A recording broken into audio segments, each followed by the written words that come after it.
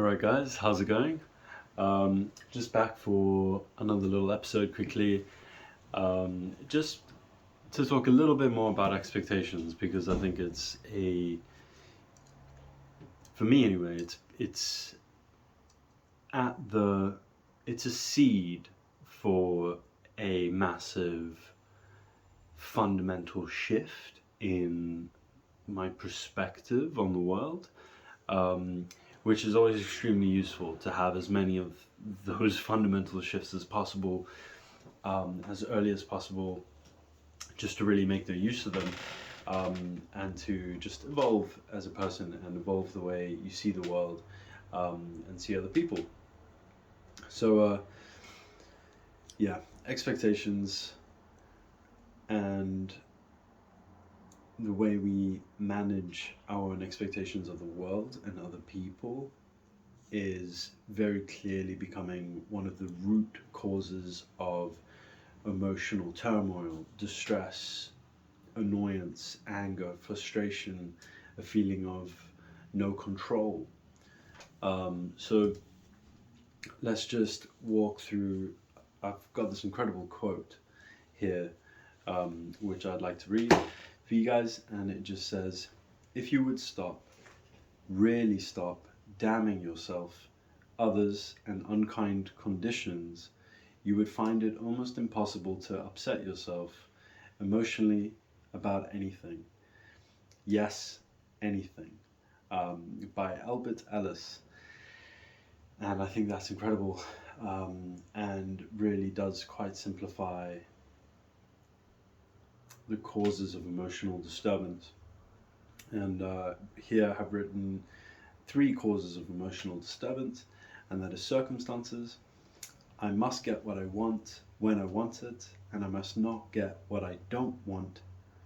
If I don't get what I want, I can't stand it. So, circumstances, what you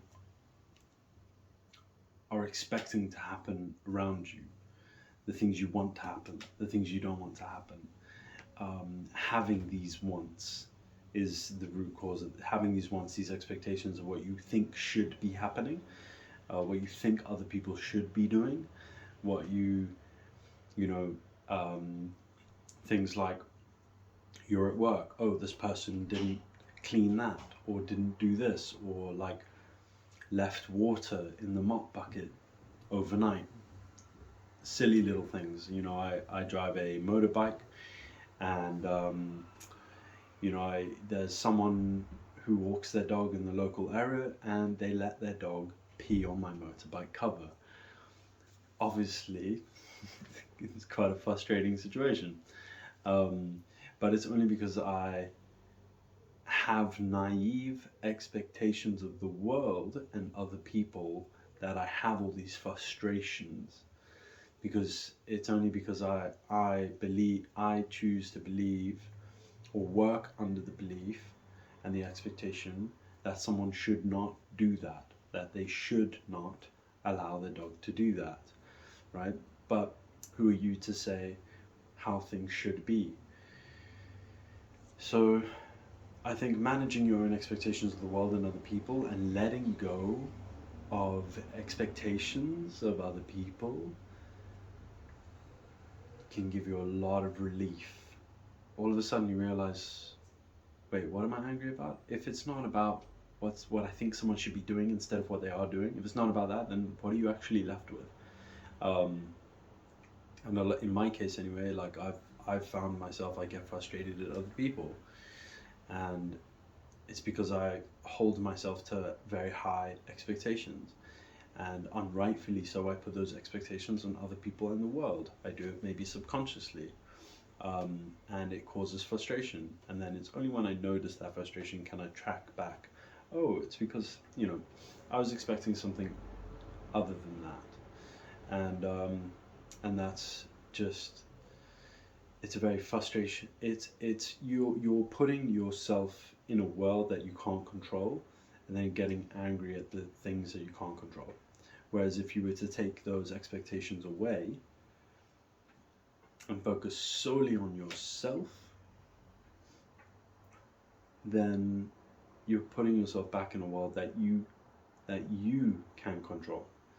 So it also plays on the idea of like focusing on only the things that you can control, and everything else that you can't control, it's up to fate. It's up to, do your best and leave the rest up to fate, right? It's sort of that line of thinking. So, number two, so we've got circumstances, that's other people, not other people, but circumstantial, I guess, how we say, the material world around you. We can call those circumstances. Other people must treat me fairly and kindly, and if they don't, they are no good and they deserve to be condemned and punished. So, another big emotional disturbance and a lot of wasted energy can go towards damning other people, and trying to condemn and punish other people for not doing what you want them to do, what you think they should be doing. Again, super frustrating, so circumstances, other people, and obviously yourself. I must do well or else I'm no good. So these three things are at the center of our emotional disturbance. And if we would really stop damning ourselves, others, and unkind conditions, as in our self, other people, and circumstances, you would find it almost impossible to upset yourself emotionally about anything. Yes, anything. So I think that's really powerful. For me, that's been extremely powerful. Just, as someone who wants to succeed, this has really allowed me to start taking on the idea that, okay, stop getting frustrated at other people, stop getting frustrated at things you can't control, and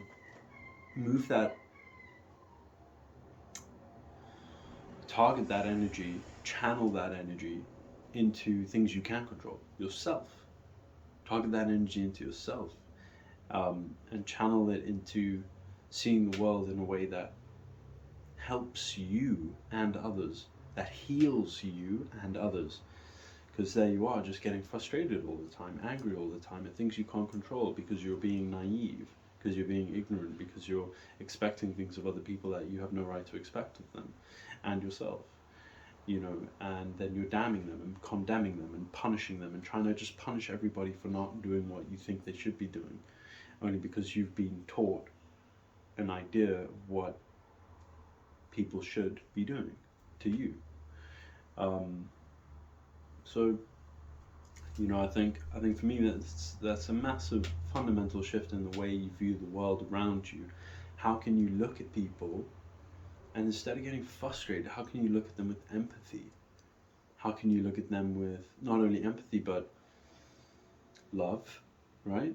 How can you look at the world around you and other people and accept them and not get frustrated or angry or try and punish people? Because a lot of the time when we're trying to punish other people, it's because we see similarities in them that we also see in ourselves, right?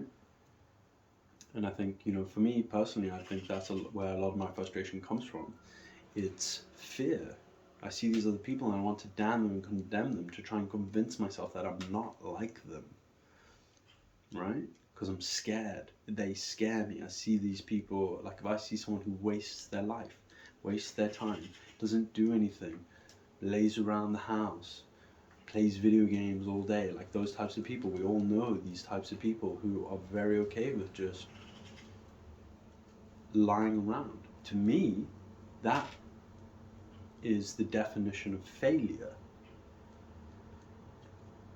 But that doesn't mean that is the definition of failure. It's just what that represents to me.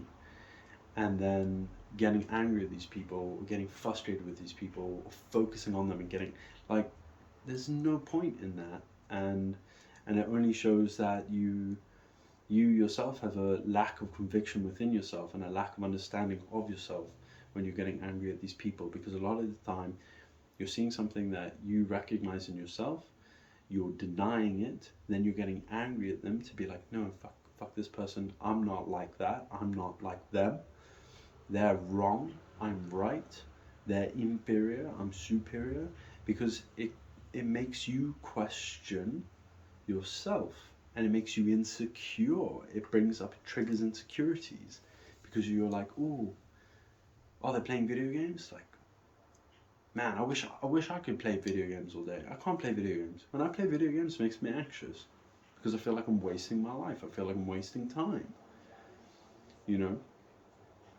So there's maybe an element of jealousy there as well. But if you really want to be successful and you want to become a whole being and a whole human being and a whole, for me, a whole man, you can't just be all drive and resentment and anger and frustration. And although that can get you far, but it won't leave you becoming king. You know what I mean? You know, I watched a brilliant YouTube video where Joe Rogan was talking about MMA fighters and how, I think it was him and Jordan Peterson, and they were discussing these MMA fighters, and Joe Rogan was saying, in the beginning, these newer MMA fighters, they seem to, like, a lot of them that do very well also have these negative personality traits like narcissism, just like narcissism, aggression, like undying self-belief, right? And they step on a lot of toes and piss a lot of people off, but it gets them very far. But it gets them only so far. And he said, with all the champs, all the champions, all the champion MMA fighters that actually make it truly great, actually don't ever really have those traits. They're all very kind and accepting, and kind to other people. And I think that's what bridges the gap from being able to just be good and great, is an ability to truly change yourself, to evolve, to constantly keep evolving and change the way you think and the way you view the world, and to really open yourself up to growth and change, and open yourself up to other people, and stop just building walls around you and just like damning everyone around you, because it's not good for you. It's not good for you, it's not good for your success, it's not good for your progress. So let go of your expectations of other people. I think Stoicism is, I haven't read up a lot about Stoicism, but I think one of the ideas of Stoicism is to, you wake up and you go, people are gonna disappoint me today. Ready for it. You're ready for it. And how can you look at those people and go, you know what? Like, how can you look at them as like a father figure or like a parental figure, right? And be like, okay, like, I'll try and understand you, where you're coming from, and I'll have empathy for you, because everybody's different. And if you were them, you'd be them. You know what I mean? Like, if you were them, you'd be them. Right there, right then. Even if it was you, if you just happen to grow up as them in their life, in those circumstances, through all their experiences, you'd very likely be them.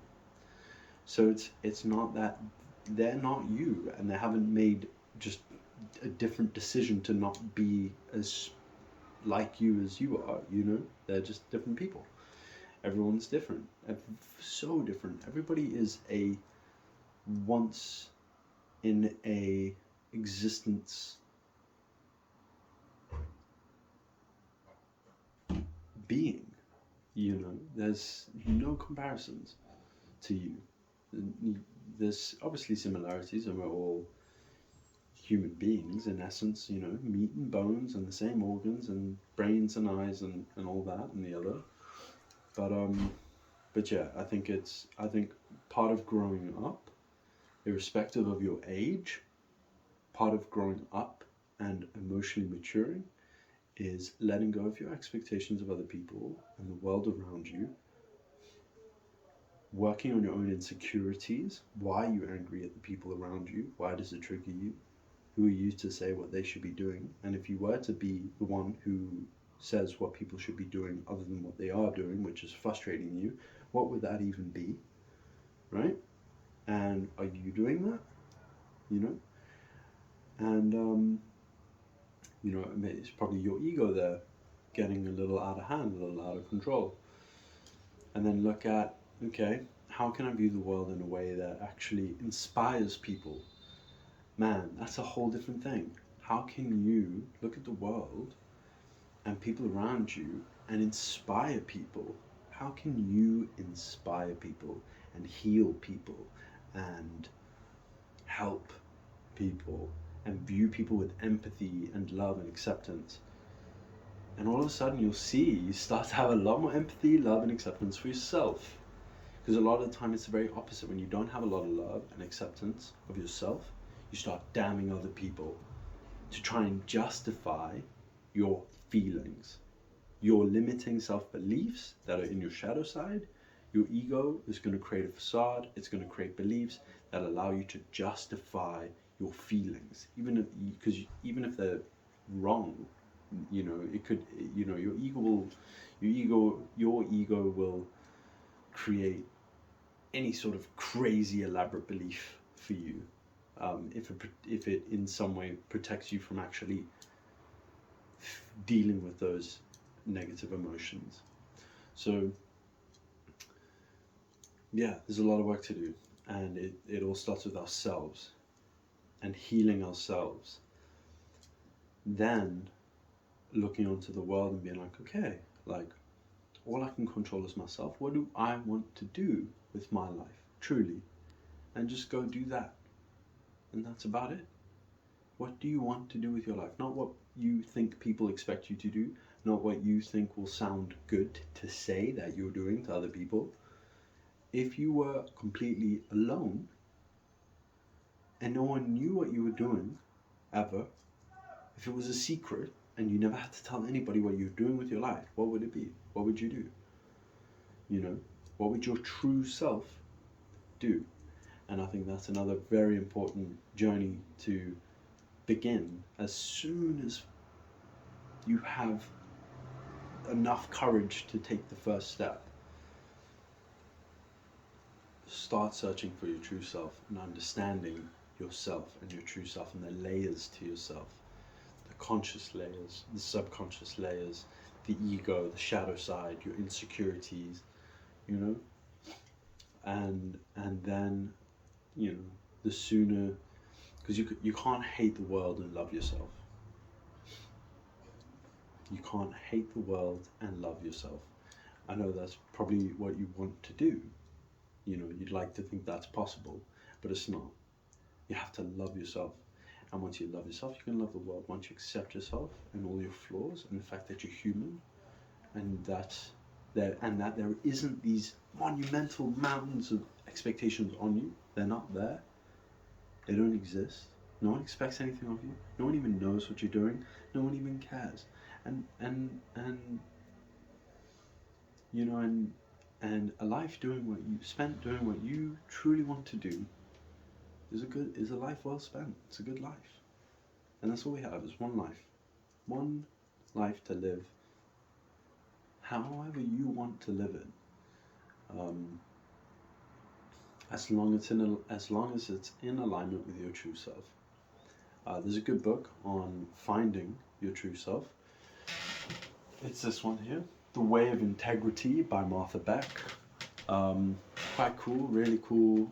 The story, the way it comes across, it's an incredible read. I definitely read that.